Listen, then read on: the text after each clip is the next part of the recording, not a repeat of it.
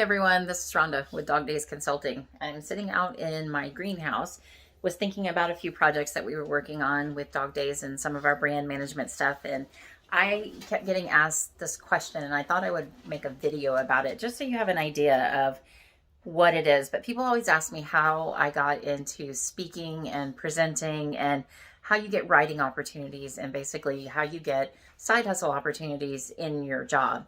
I have a part-time job. I own Dog Days Consulting as well, and that's my primary full-time job. I also have other side hustle jobs where I write articles and I get paid to do that. I travel around and I speak and I present on various veterinary topics. I get paid to do that. I have affiliate accounts, so I recommend products and get sponsorships for things, and so I get paid to do that as well. So there are lots of different ways that I monetize my experience, who I am, and what I've done in the veterinary space. So I thought I would share a few things that I did to get started and some ideas that I have for people who are interested in getting started. Back in 2017, I started my business, Dog Days Consulting, and we do social media management and brand management for companies. So that was my primary role, but it was really slow going because it was just me, just getting started, didn't have a lot of clients. You know, it's like any business where you get started, you have to build your way up. I am very blessed that I have a group of friends who are veterinary practice managers, and we're CVPMs, and we all have various additional certifications and educational backgrounds and areas of interest. So we are just kind of a group of best friends, and we decided that we wanted to host a training symposium. We got together and all decided to put our heads together and just create this training symposium for veterinary managers and for client service representatives, or, you know, in the veterinary trade, they're CSRs or receptionists, that kind of thing. So I put together a couple of presentations on some talks that I wanted to share, and so did some of my other friends. So we had this day-long symposium. So I gave 2 presentations and I absolutely loved it. So to be honest, I broke into speaking and presenting because I was co-host of my very own symposium and created the opportunity myself.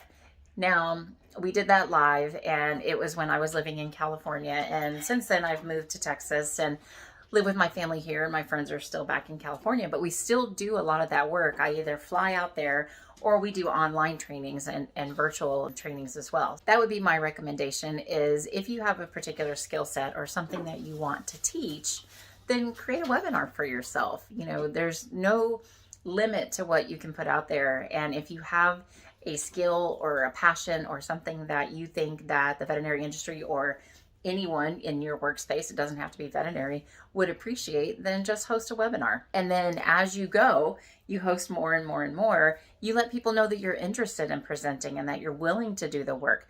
Reach out to people on LinkedIn and tell them, other people who are speaking, ask them, how did you get involved with this? I personally love setting people up with other opportunities or introducing people to try to make those connections happen. It's something that brings me joy. I enjoy helping people, and more than anything, I enjoy helping the veterinary industry get more people and get more educators out there, and just kind of spreading the word about all the changes and all the things that are new within the veterinary space. So that's one way that I got into presenting and speaking. And now I'm traveling around to larger conferences and speaking, and I still have goals for even bigger conferences. I would love to be able to do that more. I absolutely adore traveling and presenting. It comes with its downsides. You know, you have to worry about travel and airfare and, you know, sleeping in a hotel and travel food and all that stuff. But the people that you meet and the experiences that you have are absolutely phenomenal. And I can tell you that there has never been one single presentation that I have traveled to and given that I haven't gotten an email back from somebody saying that it impacted them in some way. So that right there is just enough for me to keep going. It just fuels my fire. Another thing that I started doing is I started writing articles, and I was trying to think of how, I can't actually remember how it started. It just kind of came to be. But I write articles for Veterinary Practice News. I love that magazine. I love the people that work there. I love promoting their various brands. They are also the brand that owns VetMed Team. I am a huge, huge supporter of online education and just teaching and coaching and training and all of the things. And so Vet Med Team is near and dear to my heart in terms of when I want to promote something. They have various other brands, but one of the things that they do is they accept writers. And these are, you don't have to be a published writer. You can be someone who just has a really good article idea. And, you know, you've got credentials, you may not have credentials, whatever the case may be, but bringing quality content to the veterinary community is what Veterinary Practice News is after. And I know a lot of other publications are the exact same way. This is just my experience with Veterinary Practice News. I encourage you to reach out to the editors of other publications. I would love to branch out to other publications as well.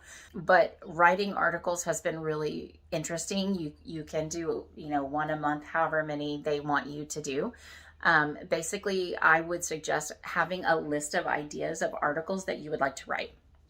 So it's really hard to go to these content providers or to these companies and say, hey, hire me to be a writer, or hey, hire me to be a presenter. And they're like, okay, well, what do you talk about? You're like, I don't know. What do you want me to talk about? And then you're putting the work on them to try to figure out what you know. And that's just not going to work.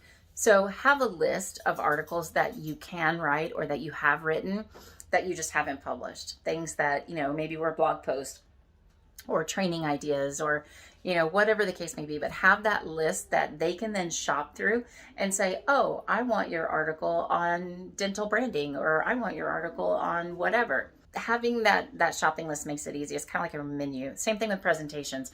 I would have a presentation list of various topics, usually 5 or 6 to start with, and just give them an idea of these are the things that I like to talk about. These are the things that I know. And in that, they can choose. So I like that idea, and it also makes it very simple. So when I meet content creators, much like yourself or like someone else, when they reach out to me and say, hey, I would like to be able to connect with so-and-so to do a 1-hour talk, then I immediately ask them, hey, email me your list. That way I know what talk you fit best into. So that helps as well. So have that shopping list ready. Some of the other things that I have discovered along the way is really networking. And that's probably one of the biggest tools, and not networking for a purpose to succeed, but networking for the betterment of what you're trying to accomplish in the industry. So if you go into a networking relationship where you're, you know, it's kind of the WIFM, and that's an analogy I got from a friend of mine over at Pause Time. Basically, it's what's in it for me. And so if you're creating things in your environment that you are only thinking about what's in it for me, then you're missing the point. Your content and the things you create need to be what's in it for them. Where's the value? What is it that you can offer them, teach them, give them, provide? And so when you're creating your presentations and creating your articles, you need to think about what's in it for them, what's the value, and as well as those, when you make those acquaintances and those friendships and those networking connections, think about what you can do to provide value for them before you think about what they can do for you. So have an intent to have a friendship or a relationship within the industry that serves one another, not just, you know, what can this person do for me? When I first heard that, I thought, okay, yeah, well, that sort of makes sense. But, you know, it really is easy to fall in that trap, especially on LinkedIn and some of the other ones where people are connecting with you and just wanting things, or wanting to sell things, or wanting favors. So just remember to set yourself apart by being the person that wants to offer value, offer service. I'm not saying give away everything for free or anything like that.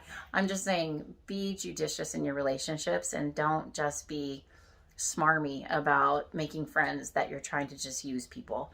People can tell when you do that, and it's very disingenuous. And I'm immediately turned away from those people, and I'm less likely to want to help those people.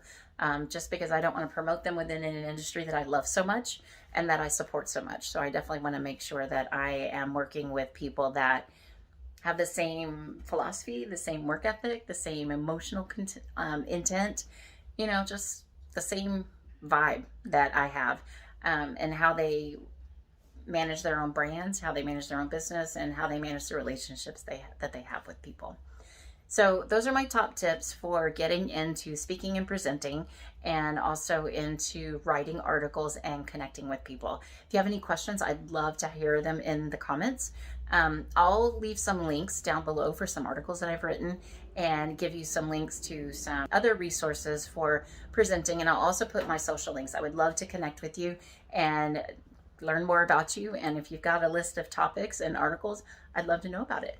Thanks a lot. We'll see you soon.